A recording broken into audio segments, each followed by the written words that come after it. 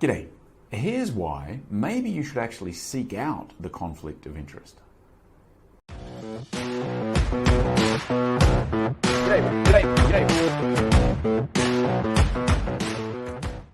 Around 10 or 11 years ago now, the famous tech venture capitalist Fred Wilson wrote a post titled "No Conflict, No Interest," suggesting that you can't really have people interested in your thing without the risk of there being a conflict of interest.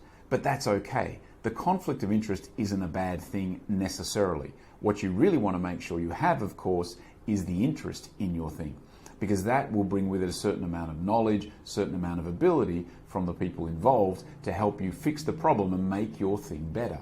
So it's not the conflict of interest that's a problem.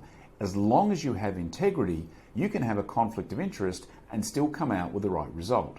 And he used a great example of the planning of the New York subway way back when all of the people on the board or on the commission that were involved in making the decisions technically had a conflict of interest. They were either train owners or property owners or developers. They all had what we would consider today a conflict of interest. Nonetheless, the planning of the New York subway way back then was considered a huge success because they still all had integrity.